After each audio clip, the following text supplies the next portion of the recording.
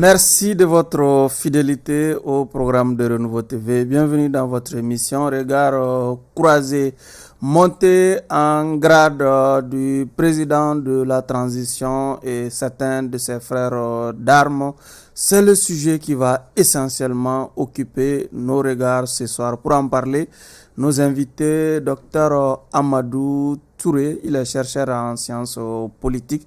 Docteur Touré, merci de répondre à notre invitation. Merci bien, Borou. Bonsoir aux co-débatteurs, bonsoir aux téléspectateurs, téléspectatrices. C'est toujours un plaisir.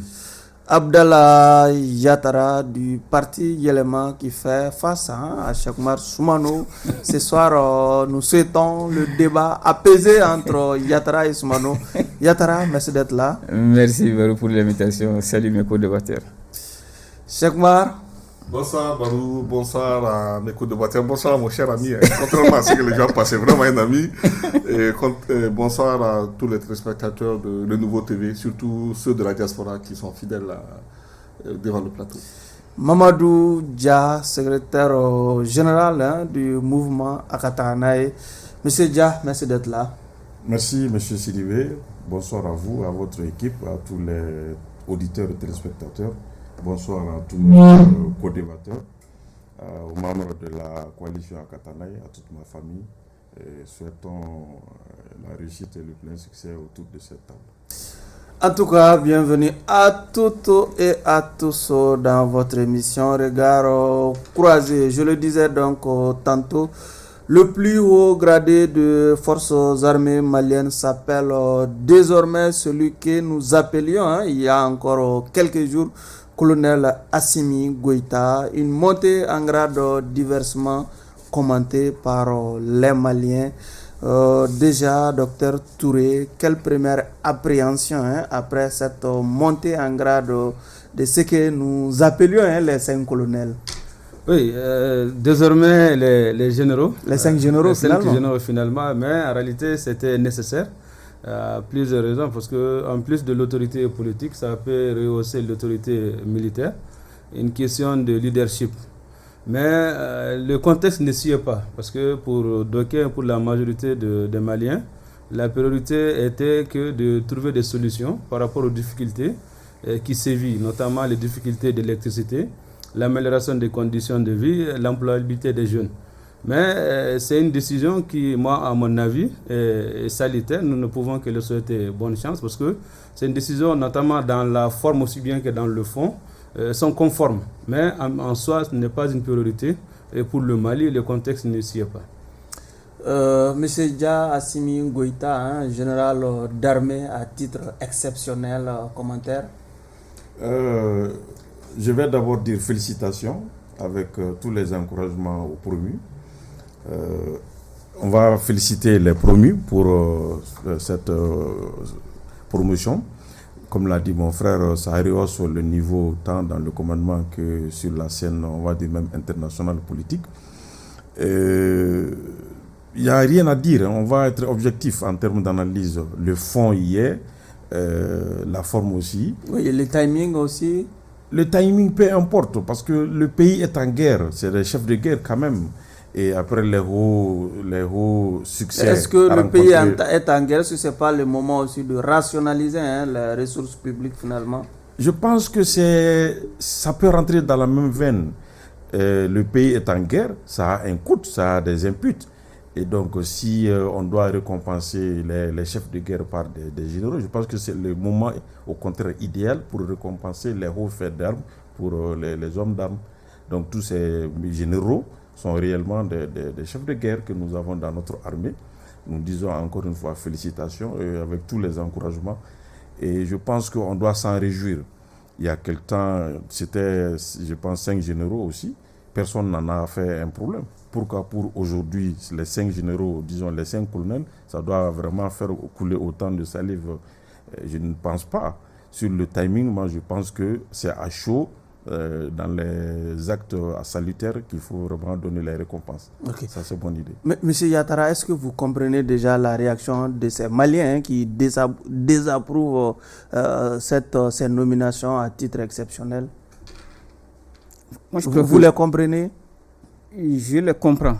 Je les comprends, mais il va falloir un peu comprendre qu'est-ce que c'est qu'une promotion à titre exceptionnel. C'est que dans le statut général des militaires, l'ordonnance 2023-15 PT du 21 mars 2023 dit quoi? En son article 90, c'est que ne peut bénéficier de promotion à titre exceptionnel qu'en cas d'action d'éclat et de services exceptionnels. Ça, c'est l'article 90. D'accord. Et là aussi, c'est le grade immédiatement supérieur. C'est quand on est colonel, par exemple, colonel-major. Sauf qu'il y a eu un précédent dans l'armée, n'est-ce pas? Je viens. Oui. Et l'article 97 dit quoi? Ne peut être nul, c'est bien que nul ne peut être officier général, commissaire général ou sapeur général s'il n'a pas terminé avec le cycle d'enseignement militaire ou de sécurité supérieure de second degré. Vous comprenez? Donc, où est-ce que vous voulez nous amener dans l'analyse? Non, voilà les conditions requises oui. pour bénéficier non seulement d'une promotion exceptionnelle, mais aussi pour être officier général. Oui, mais est-ce que ces conditions ont été observées dans les cas d'espèce? Dans les cas d'espèce, je dirais que non, ça n'a pas été respecté. Ça n'a pas été respecté. Parce que je sais quand même que ces colonels, c'est vrai. Et je ne doute en aucun instant de la valeur militaire de Assimi, de la valeur militaire de Diao, de la valeur militaire de Sadio Kamara. On ne peut pas devenir commandant des forces spéciales pour rien. On ne peut pas non plus, pendant 2 ou 3 ans, diriger les défilés militaires à Kati, comme l'a fait Diao, quand on ne bénéficie pas de l'admiration des subordonnés. Ça, c'est le cas de Diao. Et Sadio et Modibo Kone, si réellement les gardes se sont ralliés au coup d'État, c'est tout simplement ils avaient confiance en ces deux-là, pour l'estime qu'ils portent en ces deux-là. Voilà pourquoi les gardes se sont ralliés au coup d'État du 18 août. Vous comprenez, je ne doute pas de leur valeur militaire, mais tout simplement que cette fois-ci, il y a une fausse note. Vous comprenez? Quand je dis chaque fois que l'examen doit être donné par le haut, c'est par ça qu'on doit respecter les textes. Et là, on n'a pas respecté les textes. Même si c'est à titre exceptionnel, il faut, comme je l'ai dit, avoir accompli l'article 90, avoir accompli une action d'éclat ou de service exceptionnel. Vous comprenez? Et là aussi, même s'ils l'ont fait, c'est le grade immédiatement supérieur, pas plus. D'accord. Soumano, il me semble que ces graduations ont été faites au mépris des textes qui gouvernent la matière. Bon, moi, je n'ai pas lu le texte, mais je viens d'apprendre. Mais ce qui m'importe, c'est que déjà, moi, je dispose déjà d'un instrument de récompense. Et je profite de ce micro. En 2022, nous, on avait déjà eu cette présence d'esprit de pouvoir décerner notre derrière, le dernier grade de notre distinction qu'on appelle le superbaromètre à l'ensemble de ces généraux qui ont été promus. Et nous avons eu la chance d'être reçus personnellement par le ministre de l'administration territoriale, le général Abdoulaye Maïga. Et nous avons été reçus également par le secrétaire général du président colonel, le général général d'armée Assimi Goïta. Les autres, on ne les a pas reçus, on ne les a pas vus, mais nous leur avons transmis nos distinctions à travers leurs représentants légaux. Et d'ailleurs, ça c'était en 2022.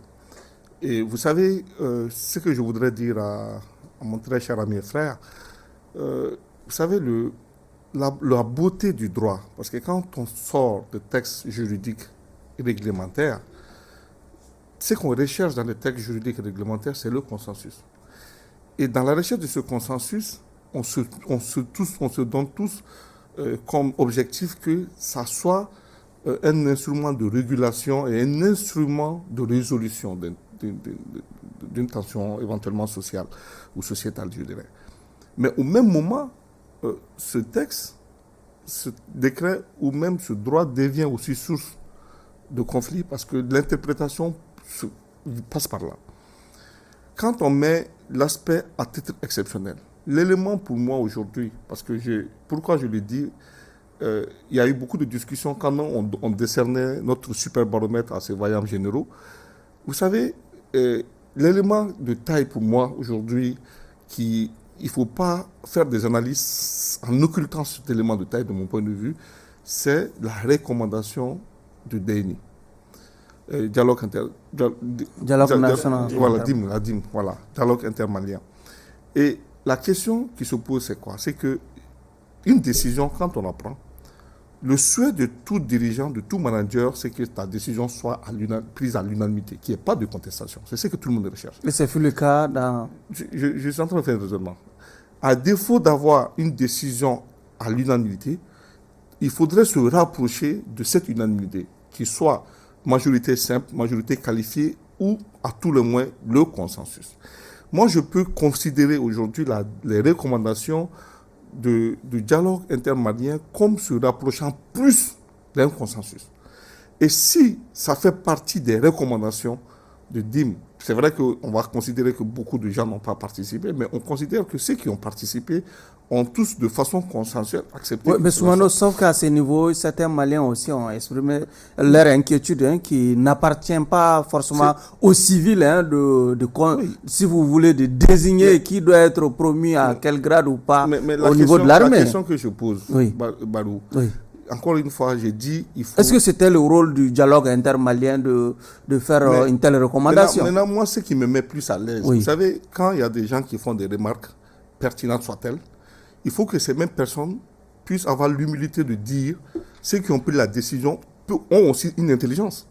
Et aussi, ils reconnaissent les mêmes textes, parce qu'il n'y a pas de texte. C'est une question d'interprétation. Donc, ceux qui pensent que le dialogue n'avait pas cette autorité, ils peuvent avoir leur raison. Tout comme ceux qui ont aussi pris cette décision ont leur raison.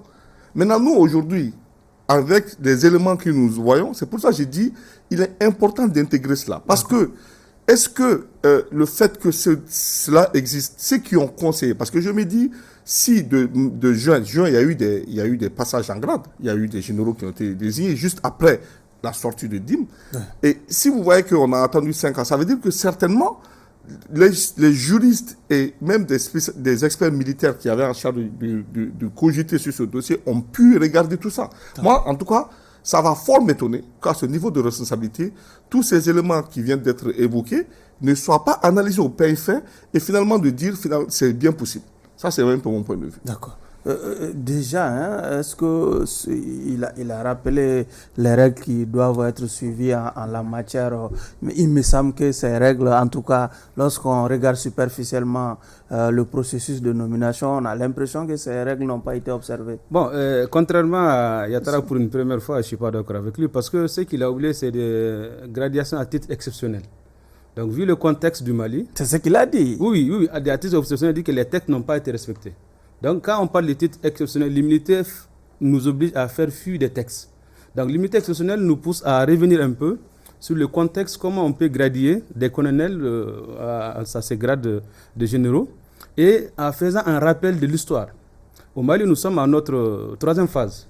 La première phase avec le président, première phase avec Moussa Traoré. Ouais. Sous Alpha Omar Konaré, il y a eu le général ATT d'armée, et sous Djonkunda avec Aya Sanogo, général corps d'armée qui avait le titre, mais il n'avait plus le titre maintenant. Donc avec l'autogradation à titre exceptionnel, c'est parce que le contexte et les acquis en forme de service exceptionnel. Notamment, il y a eu la reconquête territoriale, notamment là où les partis politiques ont échoué, ont fait perdre la ville de Kidal et ils ont récupéré Kidal. Non seulement il y a eu la reconquête territoriale, ils ont pris des décisions en termes de rupture, en termes de panafricanisme, là où les partis politiques ont échoué et ils ont réussi. Donc, et aussi des services rendus et des opérations d'envergure. Donc, à titre exceptionnel, ils peuvent se rejoindre dans ça. Pourquoi j'avais dit au départ, la forme, aussi bien que le contexte sont conformes, mais le contexte n'y s'y est pas. Forme veut dire quoi? Est-ce que cette décision est issue de quoi? Des recommandations du dialogue intermalien. Donc moi, je n'ai pas participé, beaucoup n'ont pas participé. Donc c'est le dialogue qu'il a proposé et ce statut en conseil. Sauf qu'il y a eu beaucoup de recommandations. C'est pour ça que j'avais dit, il y a eu beaucoup de recommandations qui ont été sélectionnées. Mais pourquoi cette recommandation et pourquoi en conseil des ministres? Donc la forme aussi bien que la forme y est. Maintenant, quant à dire que les textes n'ont pas respecté, quand on parle de titres exceptionnels, il y a l'humilité qui devrait prévoir. Par exemple, là où le Mali, là où les défis ont été relevés, les défis sécuritaires, les défis politiques, mais restent des défis, malgré les défis qui restent notamment économiques et raisons qu'on appelle la cohésion sociale, et là où on a demandé de négocier avec les groupes armés, avec la réduction des partis politiques, suppression des financements, n'ont pas été mais ils ont bien choisi ça. Et pas cette recommandation qui a été mise en œuvre pour moi correspond à des besoins de service, a des besoins d'opération, a des besoins de leadership, même au sein de l'armée et politique. Donc ça ne peut que renforcer le leadership de ces militaires.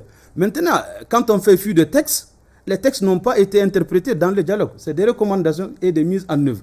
Maintenant, ce que je demande à mon frère Yatara, les textes ont été toujours violés au Mali. Notamment, il y a eu combien de gradations, de lieutenants-colonels, de colonels, de capitaines. On a passé tout cette... Maintenant, pour moi, l'urgence, qu'ils soient nommés ou pas, l'urgence pour nous, Maliens, c'est de résoudre nos problèmes d'électricité, des problèmes d'eau. Dans notre cas, il n'y a pas d'eau, il n'y a pas d'électricité. Les gens chôment au nord. Tombouctou a besoin de routes. C'est-à-dire qu'on a beaucoup de difficultés. Même ce matin, les gens de Sikasso et de Sougou sont montés en ligne pour demander une réduction de prix de transport. Ils sont nommés, certes, mais cette nomination, nous pouvons espérer que ça va donner de l'élan pour restaurer l'autorité de l'État, nous donner de l'emploi et aussi d'améliorer nos conditions. Sinon, pour moi, c'est un faux débat. Est-ce qu'on aura l'occasion d'abroger? C'est tout à fait... voilà. Monsieur Dia, déjà, comme il a dit, en quoi ce que Touré appelle autopromotion était opportune et nécessaire pour les bénéficiaires de cette promotion? Moi, je ne dirais pas autopromotion. Pour être complet avec mon frère Touré, est-ce qu'aujourd'hui, l'autorité habilitée à procéder à ces nominations l'a fait? Oui. Aujourd'hui, il n'y a pas une autre autorité que le président Assimi Goïta, le gouvernement et la hiérarchie militaire en place. Donc c'est l'autorité habilitée qui a pris la mesure, incontestable. Est-ce que la forme, le décret pris en conseil des ministres, c'est la forme régulière pour faire procéder à de telles promotions? Oui. Est-ce que la recommandation visée, enfin on va dire, c'est pas textuellement visé, mais est-ce qu'il y a effectivement une recommandation du dialogue intermalien qui a demandé, ou le peuple malien a demandé? Et là-dessus, je rejoins mon frère Soumano, il ne s'agit pas d'un vote ou de trouver le consensus, non. Ceux qui ont participé au dialogue sont des Maliens et leur voix compte. Et donc, quoi qu'on dise aujourd'hui, les recommandations du dialogue constituent vraiment un levier pour notre gouvernement. Et donc, si il s'agit dans ces recommandations de procéder à la nomination à titre des généraux des 5 colonels, donc il n'y a pas le fond y est. Le contexte est discutable. Je vois que les gens font feu de tout bois, on parle de routes, on parle de ceci et de cela, mais la construction d'un Sauf État... que ça engendre des ressources financières. Bien sûr. Pour l'entretien de... Je vais ouvrir une parenthèse. J'aurais peut-être voulu éviter cela, mais aujourd'hui, la campagne militaire, ça a un coût. Personne n'en parle. Et pourtant, il y a quelques années, tout le monde savait combien Serval coûtait à l'État. On annonçait même des chiffres. On disait que Serval, ça fait 3 millions d'euros par jour. Barkhane, ça fait X millions d'euros. Mais qui se pose la question, combien ça coûte en termes de milliards la campagne militaire pour la reconquête de la souveraineté et la défense du territoire? Ça aussi, ça a un coût. Et malgré tout, l'État fonctionne quasiment normalement. Les salaires sont payés à temps et les dépenses régaliennes de l'État sont assurées. Mais le reste, ça va venir. Certainement, vous allez en parler. On vient tout de suite d'avoir une très bonne nouvelle par rapport à un fait majeur de l'État. Donc, l'État étant une continuité, ça se construit au jour le jour. Donc, vous ne voyez aucun inconvénient, hein? Moi, je ne vois aucun inconvénient. La forme y est, le fond y est, et on passe à autre chose. Allez-y, Yatara. Merci, Barou. Il faut essayer de placer les choses dans leur contexte. La décision a été prise en Conseil des ministres et au titre des nominations et au titre du ministère de la Défense et des anciens combattants. Bien entendu. Comprenez? Et la nomination, la promotion a été faite conformément au statut général des militaires, pas aux recommandations du dialogue intermalien. C'est très clair. C'est clair. Le dialogue n'est pas visé dans... Si c'était le dialogue intermalien, peut-être que ça allait venir dans les communications, au titre des communications dans le Conseil des ministres. Donc c'est très clair.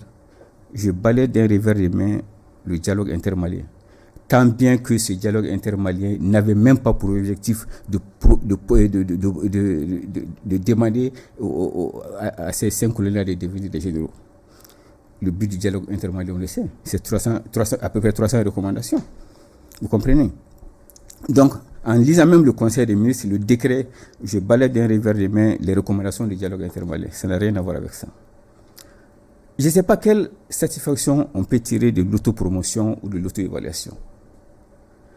Vous savez, ATT est devenu général d'armée. Il a laissé le pouvoir en 92, mais c'est en 95 que Alpha l'a nommé général d'armée. 95. Vous comprenez? Sanogo est devenu général de corps d'armée. Il pouvait le faire lui-même. Avec tout le pouvoir que Sanogo a fait, il pouvait s'autoproclamer général. Il ne l'a pas fait, mais c'est Djangouna qui l'a fait. Vous comprenez? Même quand on rentre dans le domaine civil, Zoumana Sako a fait un travail excellent en tant que ministre des Finances sous Moussa Traoré. Mais on l'a été reconnaissant envers lui. Après le coup d'État de mars 91, on est parti laisser jusqu'à Centrafrique, jusqu'à Bangui, pour le nommer Premier ministre. Je peux citer tant d'exemples, même les anciens ministres de Moussa Traoré qui ont fait la prison. Mais on sait que c'est des gens qui étaient vraiment compétents. Mais la troisième, Alpha Oumar Konaré et Ibrahim Bouakar Keïta, Amadou Toumantouré, tous ont eu besoin de lui. D'autres même ont été premiers ministres. Parce que tout simplement, on a reconnu les efforts, leurs compétences sous le régime de Moussa Traoré. Bien vu qu'ils aient fait la prison. Vous comprenez?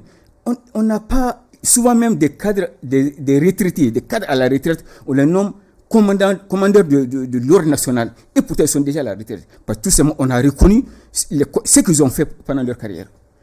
C'est ça en réalité. Ouais. On ne demande pas à s'auto-proclamer, on ne demande pas à s'auto-évaluer. Laisse l'histoire et le peuple juger. C'est tout ce qu'on demande. Vous comprenez? Au total de 1960 jusqu'à aujourd'hui, on a eu 145 généraux.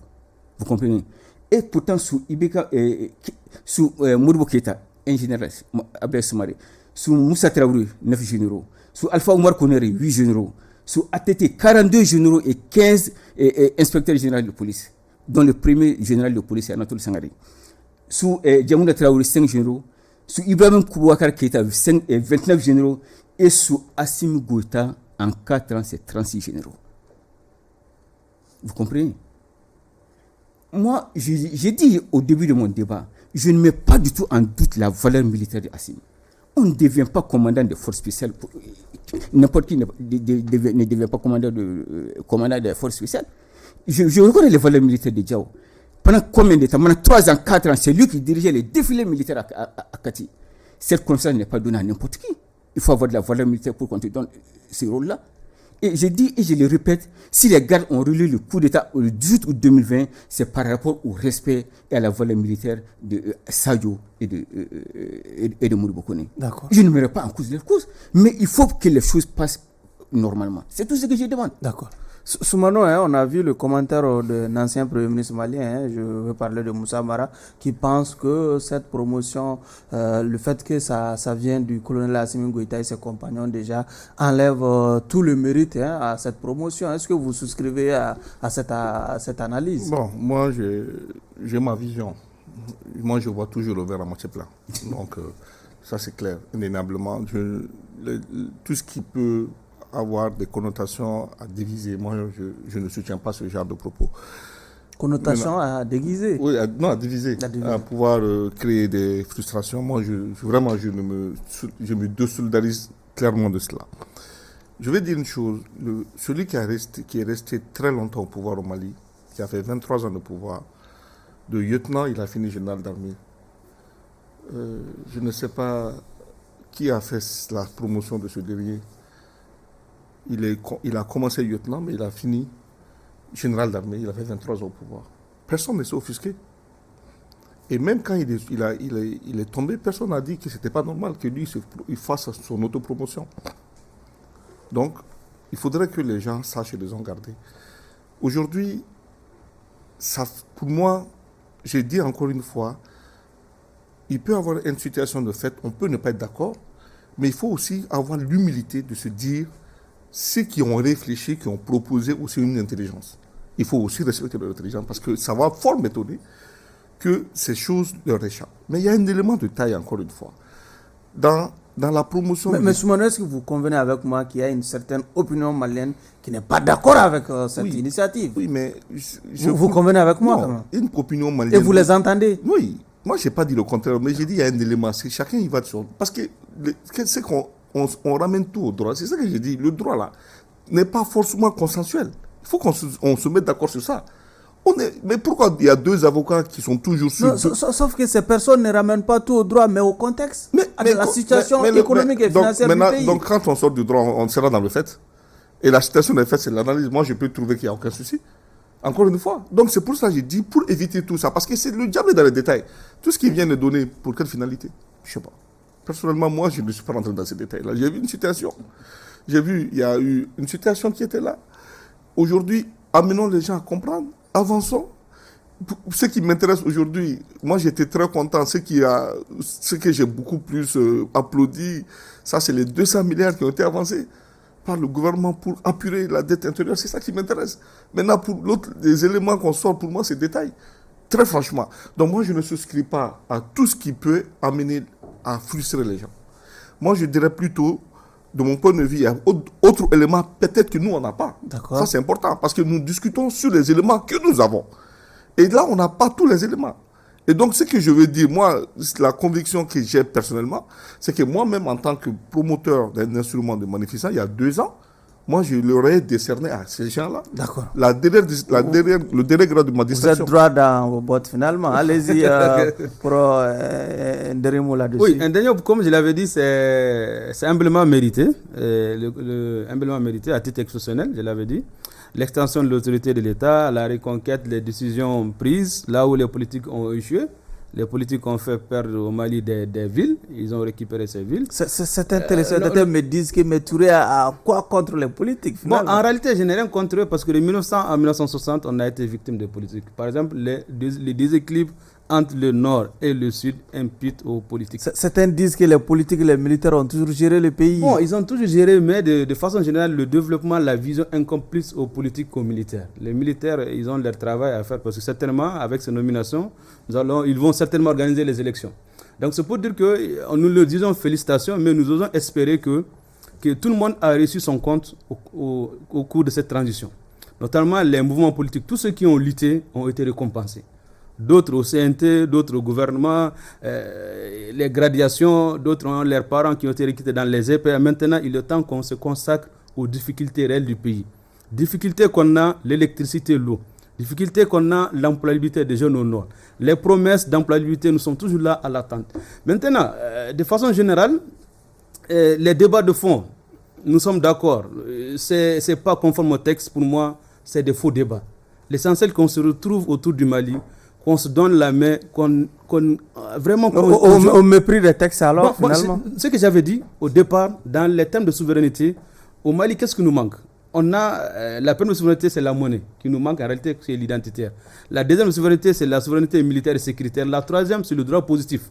Au Mali, les textes ont été toujours manipulés. Les textes ont été toujours manipulés. Cela veut dire quoi? Ce problème n'a pas daté d'aujourd'hui. D'accord. Nous pouvons espérer que ça, c'est les derniers événements en termes de coup d'État. Parce qu'il ne faut pas que ça soit des mécanismes où nous voyons ce qui se passe. Vraiment, ils ont travaillé, ils ont mérité. Maintenant, cap à une autre étape qui est l'étape qui va celle de gérer nos problèmes, les difficultés des Maliens. Ils méritent, mais le contexte n'y est pas. Ce n'est pas une priorité pour la plupart des citoyens. Certains, ils voient en cette nomination une sorte de signe avant-coureur de l'organisation très prochaine des élections. Est-ce que vous entrevoyez la chose comme ça? Bon, avant d'y répondre, je voudrais faire un clin d'œil à mon frère Yattara, puisqu'il tient tant...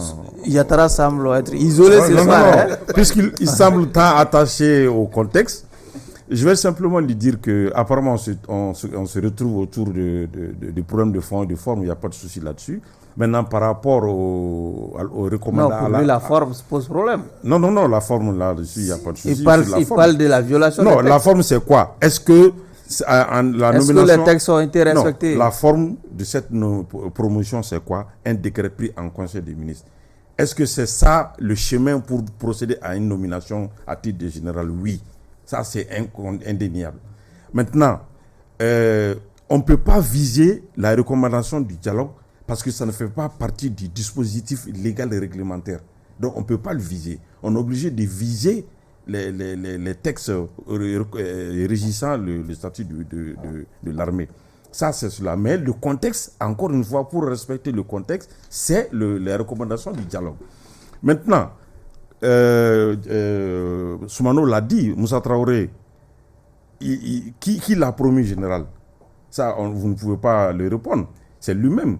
Et est-ce que vous tirez que l'autopromotion est interdite? Ça sort de quel texte? Puisque vous tenez tant au texte. Montrez-moi un texte où c'est interdit qu'on fasse l'autopromotion est interdit. Cela n'existe pas. Et donc, pour les hommes politiques en général et l'ancien Premier ministre, moi je vais simplement, dans le contexte actuel, les inviter à faire un tour à Kidal, à Inafrak, à Tinzaouaten. Tous les hommes politiques qui ont eu à gérer, comme l'a dit mon frère, où on a eu ce désastre-là, aujourd'hui, dans le contexte d'octobre 2024, ils peuvent aller se recueillir à Kidal, ils peuvent faire une visite à Ber, à Inafrak, à Tinzaouaten, même à Kidal. Ils sauront qu'est-ce qui a bougé entre mai 2014 et octobre 2024. Et donc, c'est ça, ces hauts faits d'armes, ce combat que le peuple malien a voulu magnifier par cette recommandation pour les promotions à ce titre exceptionnel. Et donc, nous, c'est cette lecture-là. Tout le reste, c'est des débats d'idées ou des... Bon, on peut se passer de ça. On veut sortir de ce débat. Oui, je veux tout simplement dire que, mon cher Touré, que le Mali, ça fait 104 ans aujourd'hui. Tout à fait. Vous comprenez? Tout à fait. Et Moussa Traoré a fait 23 ans. Amadou Toumane Touré, bien vrai qu'on le dit, moi je le prends comme un militaire, c'est un militaire, il a fait 10 ans. Comprenez? De 2020 aujourd'hui, ça fait 4 ans. Comprenez? Plus les 2 ans pratiquement 2 ans de ATT, de 91 à 92. On est à 29 ans, sur 64. Et vous voulez mettre tout sur le dos des politiques. Je vous ramène aux chiffres. Et pour parler de Moussa Traoré, on l'a dit, c'est un dictateur. Ils l'ont dit, c'est un dictateur. Donc, je ne prends pas en compte son autopromotion. Vous comprenez? Parce que la véritable démocratie, c'est en 92. Si on doit se référer à l'autopromotion, c'est à partir de 92, pas avant 92. Je veux dire que je n'ai rien, et je l'ai dit, je le répète, c'est la 3e fois, je n'ai rien contre Assimi Goïta. Je reconnais sa valeur. Les autres, hein? Non, je reconnais sa valeur militaire. Comme les 4 autres. Je reconnais leur valeur militaire. Mais vous comprenez, j'ai dit toujours, l'exemple doit être donné par le haut. On dit chaque fois, nous saluons la résilience de la population. L'incidence financière, c'est au mépris de la résilience de la population. On dit oui, ils ont accompli des éclats militaires. Oui, mais nous sommes dans l'insécurité jusqu'à présent. Sinon, plus qu'avant le 10 août. Personne ne peut les nier aujourd'hui. Combien de villages ont signé des pactes avec des djihadistes pour avoir la paix? Jusqu'à présent, ça existe. Bamba, Ber, les camps de Bamba, les camps de Ber, Tizamoten, le bateau Tombouctou, l'école de gendarmerie de Falajé, l'aéroport de Bamako, les camps de Kati. Vous voulez parler de quel éclat militaire? Vous comprenez? Moi, je dis tout simplement que la fonction prime sur le grade. Et quand la fonction prime sur le grade, on ne doit pas s'auto-évaluer, on ne doit pas s'auto-prendre.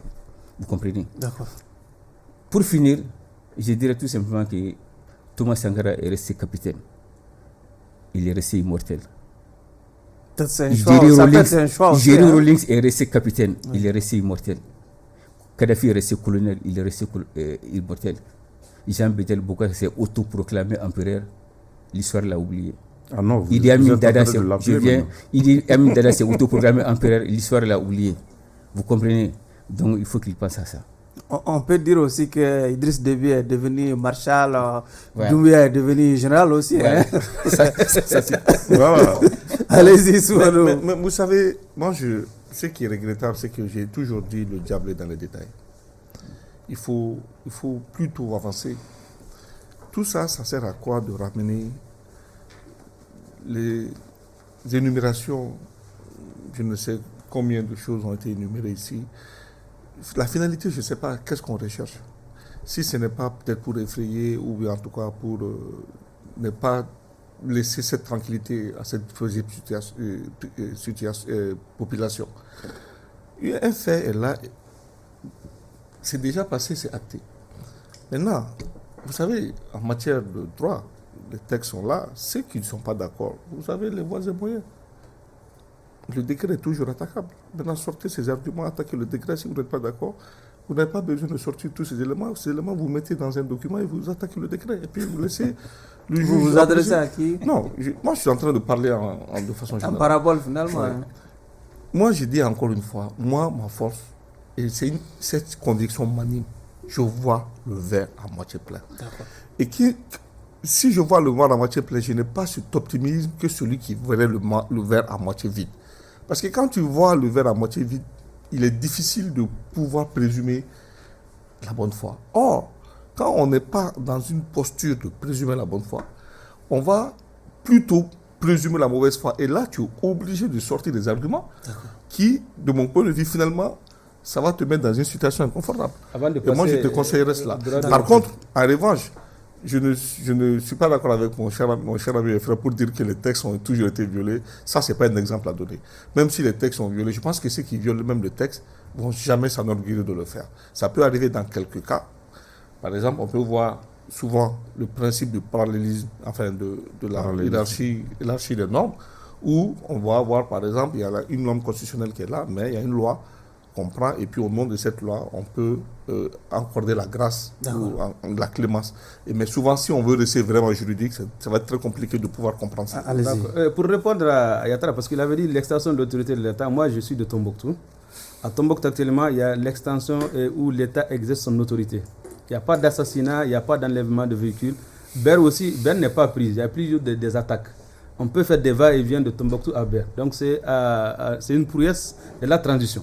Maintenant, il faut qu'ils comprennent que nous sommes dans une guerre asymétrique. Il n'y a pas de combat direct. Et la guerre asymétrique a montré ses preuves même dans les grandes puissances dont il ne fait pas cas. En Russie, en France, aux États-Unis, on ne peut pas lutter de façon officielle, de façon authentique contre cette guerre asymétrique qui nous est imposée. Pour dire l'extension de l'autorité de l'État, c'est une vérification. Il peut même aller au nord. Tombouctou, l'État exerce son autorité. Les véhicules sont dédouanés, tout est contrôlé. Tel n'est pas le cas avec les politiciens. D'accord. C'est pour ça que je les ai invités à visiter le pour nord. dire que je l'ai répondu parce qu'il a compris qu'il nous a dit que tout est rose. Et je veux tout simplement lui dire que tout ce qu'il a dit, c'est l'espace d'un matin. Soulagement, donc, soulagement du côté des créanciers internes de l'État du Mali. Les autorités donc viennent de décider du déblocage d'un montant de 200 milliards de francs CFA pour être injectés dans l'appurement de la dette intérieure. Monsieur Dia, vous faisiez déjà allusion à cette annonce des autorités. Oui, comme dirait l'autre, très très bonne nouvelle.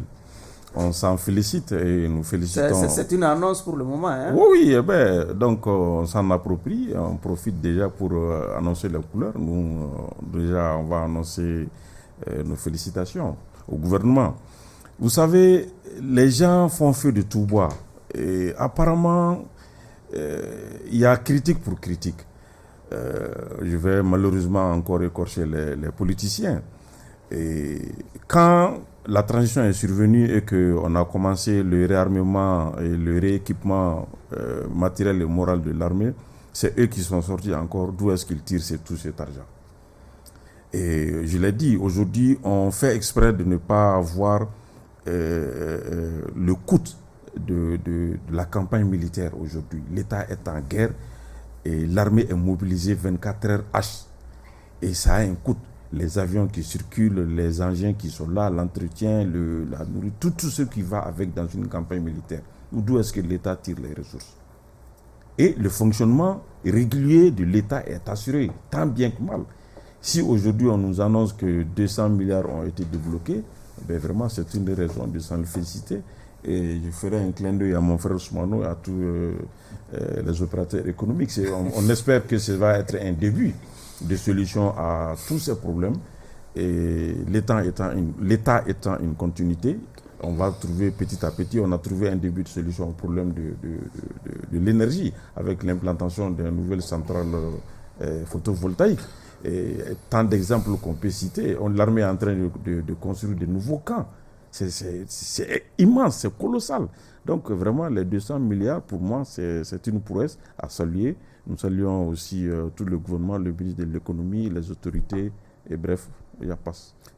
Touré, avec cette annonce, on peut dire finalement que les autorités ont entendu les cris de cœur d'un certain Noum Sarr et d'un certain Albert Maïga, dont vous avez certainement écorché autour de Bon, en réalité, pour moi, c'est un non-événement parce qu'il faudrait qu'on paye les gens. C'est des crédits, c'est des créanciers.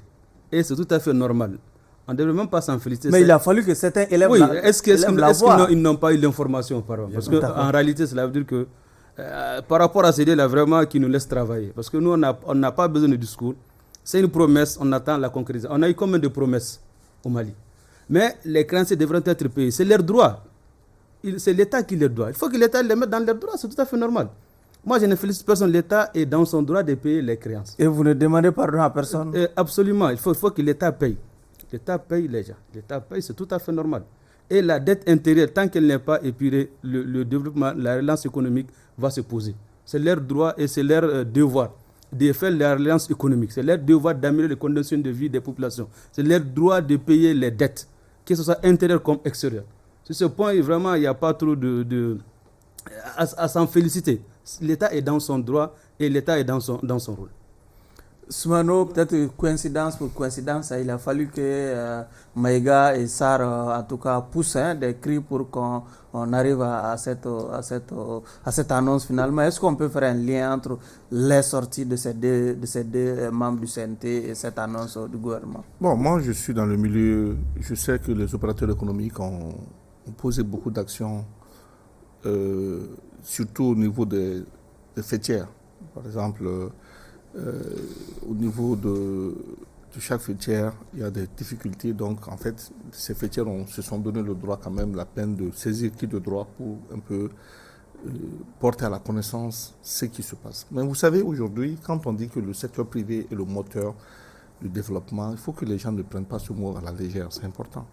Cet opérateur économique, aujourd'hui, il joue plusieurs rôles parce qu'on lui demande déjà de créer des emplois. Il paie des impôts. Et ensuite, il est là, il crée de la valeur.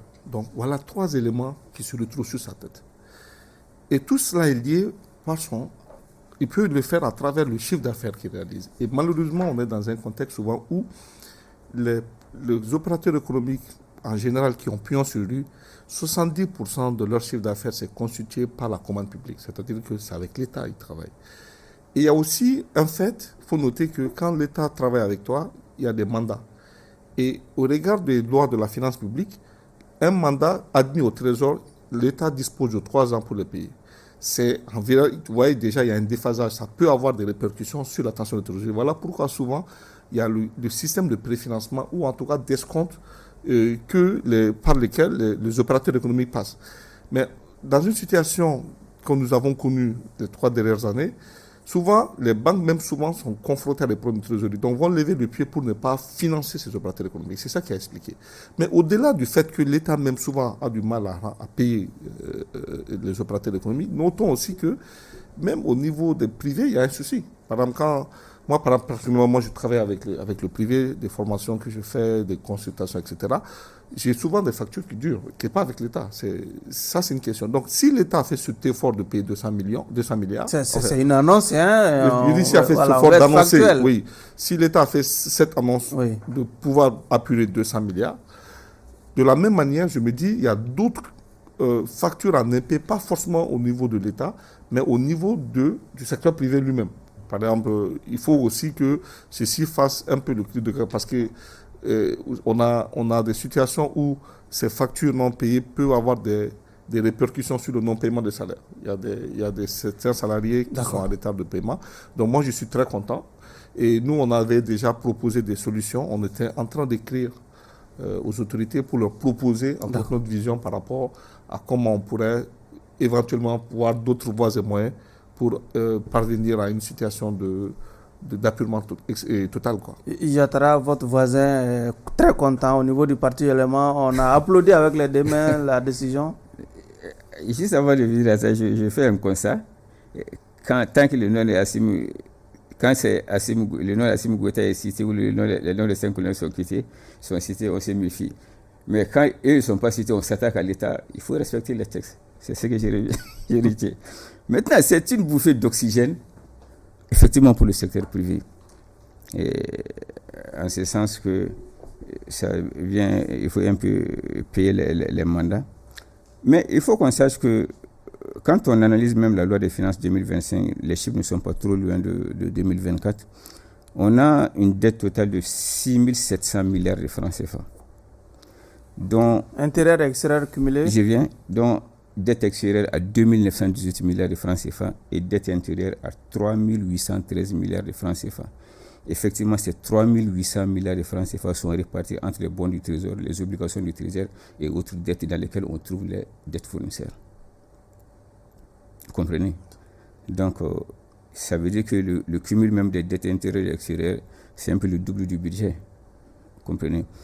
Effectivement, le secteur privé souffre un peu. Par rapport même au collectif budgétaire de juin, on a complètement les chapitres achat de biens et services et autres formations et autres, on les a complètement annulés, on les a reversés au niveau de la défense et au niveau de l'énergie, 220 milliards, dont 190 milliards au niveau pour la défense et 20 milliards pour 30 milliards pour l'énergie. Vous comprenez, ça veut dire que jusqu'en 31 décembre 2024, pratiquement le secteur privé est pratiquement à l'arrêt. Bon, donc on va leur donner une bouffée d'oxygène en payant peut-être leur mandat de 200 milliards. Mais par rapport au total même de la dette intérieure, 200 milliards par rapport au total de la dette, vous voyez ce que ça fait. Ouais. Voilà. Donc, le Mali traverse une période un peu difficile où pratiquement les indicateurs ne sont pas au vert. Normalement, et je vous donne un seul cas. On dit généralement selon les directives UMOA que la masse salariale ne doit pas dépasser 35% des recettes fiscales. Et aujourd'hui, on a pratiquement 51% des recettes fiscales. D'accord. Et les recettes fiscales, c'est quoi? Quand vous prenez les impôts, par exemple, ils ont un objectif de à peu près 1000 à 1100 milliards. Les douanes ont à peu près 850 à 900 milliards et les domaines à peu près 300 milliards. Donc, pratiquement, quand vous prenez le cumul des recettes fiscales, on est pratiquement à 2000 milliards. D'accord. Et ça, la moitié, pratiquement, c'est les salaires. Okay. Vous comprenez? Donc, vivement que l'équilibre revienne. En écoutant Yatara, on a l'impression que les 200 milliards représentent comme une sorte de goutte d'eau dans un océan. Finalement. Oui, en réalité, c'est pour ça que moi, je m'en fiche. Parce qu'en réalité, c'est minime par rapport au montant total. Parce que ça peut représenter 7,25% du montant total. Parce qu'en réalité, il faudrait qu'on apprenne à respecter. C'est-à-dire, les gens ont travaillé, ils devraient être payés. Et en contrepartie, ce que l'État est en train de faire, c'est des efforts, mais l'État doit aller au-delà. Et là où je ne suis pas du tout d'accord avec ce que vous avez dit, parce que vous avez dit que ce n'est pas en réponse à la réaction des membres du CNT qui ne peut pas nous dire qu'en réalité, ils n'avaient pas l'information. Parce qu'en réalité, ce problème de dette intérieure ne s'est pas posé tout de suite. Ça a trop duré. Non seulement des chapitres d'achat des biens ou des formations qu'on annule carrément pour les raisons de collectifs budgétaires. Donc cela veut dire que au Mali, l'investissement au Mali ou une politique d'orientation qui peut relancer l'économie pose des problèmes. Cela veut dire que le gouvernement devrait décrire de façon authentique une nouvelle vision et réadapter l'économie et réadapter des ouvertures pour permettre plus d'investissement, plus d'ouverture pour que l'économie puisse être relevée. Je donne un exemple. La plupart des soudeurs victimes de l'électricité sont devenus des conducteurs de télémanie. C'est-à-dire que les secteurs formels n'arrivent pas à produire. C'est-à-dire que l'économie, l'amélioration des conditions de vie doivent être revues ou de nouvelles politiques doivent être réadaptées dans ce sens. Monsieur Dia, 200 milliards sur 3000 milliards déjà. Donc finalement, est-ce qu'on doit s'attarder même à commenter une telle annonce finalement? Ah si, moi je pense qu'il puisque la significativité n'y est pas. Si, moi je pense qu'il faut être positif, voir comme le dit mon frère le verre à moitié plein. C'est un début de solution. Ce qu'on ne dit pas, par contre, les hommes politiques, ils aiment trop annoncer les gros chiffres.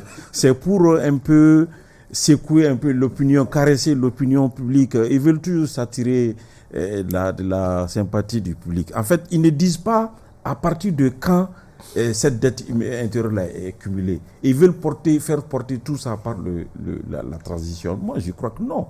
Il faudrait faire la part des choses. L'État étant une continuité.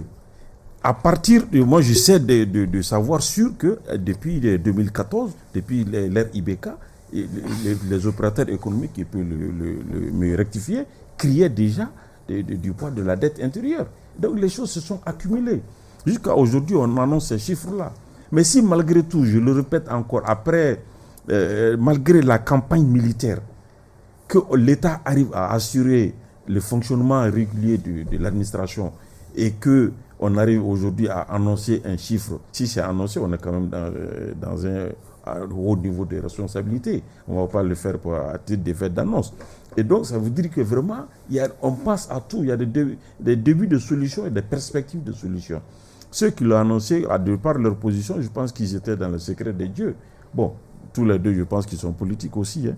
Donc, certainement, ils rejoignent la case de Yelema. Et puis, voilà, s'attirer de la lumière des gens. Et puis, voilà. Maintenant, parlant de la situation globale du pays, je pense que la première des choses aujourd'hui, le premier souci de tout Malien doit être la sauvegarde de l'intégrité du pays. Parce que tout développement, tout acte de développement est lié vraiment à la sécurité et à la survie de l'État. D'accord.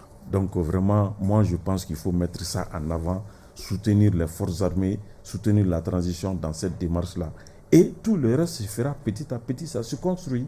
Comme bien on peut mettre ce cas de 200 milliards là à titre d'exemple de début de solution au problème et bien d'autres d'ailleurs. Soumano, 200 milliards sur 3 000 milliards comme l'a dit déjà votre vis-à-vis, insignifiant non? Donc moi je veux juste le ramener dans le système de coefficient multiplicateur. Quand vous regardez le capital, les fonds propres d'une banque et que vous regardez en même temps le montant de crédit décaissé, vous allez voir un écart, mais la banque supporte. Ça veut dire quoi? 200 milliards, ce n'est pas ça. C'est surtout l'intention d'aller...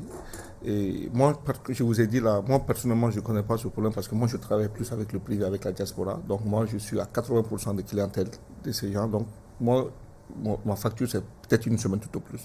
Ceux qui n'ont pas cette chance, et je leur ai dit à l'époque, sans connaissance de cause, parce que quand vous travaillez avec l'État, le mandat, il est admis. La loi permet à l'État de rester 3 ans sans payer. Donc, ça, c'est clair. Mais en général, on aimerait tous être payés très rapidement. Mais ce que moi, je voudrais dire aujourd'hui, la dette publique, la dette intérieure, ce n'est pas un problème de maintenant. C'est un problème qui a toujours été là. Moi, je me rappelle, à l'époque, un des ministres des Finances du Mali s'était engagé à tout apurer. Ça a été fait. C'était sous le régime de Beka. Et ce que je voudrais dire, il y a eu la rencontre qui a été faite. Et nous, on a quand même été... Moi, personnellement, et mes membres m'ont dit, on n'a pas été associés, par exemple. Et ça, je pense que ça, c'est des choses à réparer. On n'a pas été invités. Pourtant, nous avons au moins une 20% à peu près de nos opérateurs jeunes qui ont aussi des prestations avec l'État. Et nous, ce qu'on allait proposer à l'État, s'il n'y avait pas eu ça, c'était de dire qu'il faut qu'on puisse orienter les opérateurs qui ont beaucoup de factures impayées vers des sociétés d'affacturage. C'est un mécanisme qui existe. C'est-à-dire qu'il y a des acheteurs de créances qui sont prêts à attendre. Ça, c'est une alternative à la banque. Donc ça, c'était une proposition. Parce que moi, la dernière fois, quand on a apporté ce sujet sur ce même plateau, je peux vous assurer que... Sinon, vous n'avez pas développé votre coefficient multiplicateur. Non, le coefficient multiplicateur voudrait dire quoi? Aujourd'hui, quand vous décaissé un montant, vous pouvez arriver à truc. Parce que les 200 milliards aujourd'hui, moi, je sais qu'il faudrait féliciter les opérateurs d'économie maliens, je les tire chapeau, parce que malgré qu'il y a cette crise, ils ont continué à payer les impôts. C'est ça l'indicateur pour moi. Mais les impôts sont à 105% de dépassement. En termes de réalisation de recettes, lui, il a parlé de 1100 milliards qu'on assigne aux impôts. C'est des recettes fiscales au Mali, là. C'est pas aller. Donc, pendant tout ce temps qu'il y a la crise, les opérateurs économiques. Donc, moi, je ne peux que saluer, même si l'État dit je paye 100 millions, il ne faut pas cracher là-dessus. On est d'accord. Donc, c'est quand même quelque chose d'extrêmement important. Je veux juste dire à M. Dia que malheureusement, ces chiffres, ce n'est pas les politiques qui les fabriquent, c'est l'administration qui les donne. Vous comprenez? Donc, ce n'est pas nos chiffres, c'est les chiffres de l'administration. Vous comprenez? Voilà. Maintenant, quand vous dites que c'est pas de maintenant, oui, c'est pas de maintenant 3 ans, 4 ans, je suis d'accord. Mais je viens. Mais cette année, Sanou a dit qu'il a besoin de 1494 milliards sur le marché monétaire de l'UEMOA. Cette année, en 2024. Oui, de bonnes je viens. Donc, ça c'est pas encore les politiques. Maintenant, ce que je veux dire, je veux vous mettre à l'aise. Mais tous les États lèvent de fonds sur le marché. Non, on a un budget, c'est tout à fait normal. Oui. On a un budget structurellement déficitaire chaque année. Et même cette année, la loi des finances, on l'a fait, c'est à peu près à 600 milliards. Cet écart-là, pour pouvoir le faire, il faut forcément souvent l'aide publique au développement ou pratiquement les emprunts sur le marché monétaire pour, à la fin de l'année, le budget puisse être équilibré en recettes et en dépenses. Mais maintenant, je vais vous mettre à l'aise. Quand on parle de dette intérieure, je vais vous dire la maturité de ces dettes intérieures-là. La maturité de ces dettes intérieures. Les obligations du Trésor, c'est 12 mois. Les bons du Trésor, c'est 12 mois. Les obligations du Trésor, c'est de 2 à 5 ans. Vous comprenez? Donc, mettez-vous à l'aise. Et ce n'est pas uniquement les politiques. C'est donc tout pour ce numéro de votre émission Regard croisé qui recevait comme invité Dr Amadou Touré, chercheur en sciences politiques, Abdallah Yatara du parti LMA, Cheikh Oumar Soumano, coordinateur du Baromètre, président de l'Organisation des jeunes patrons du Mali, Mamadou Dia, secrétaire général du mouvement Akatana. Merci à vous de nous avoir suivis. Au revoir.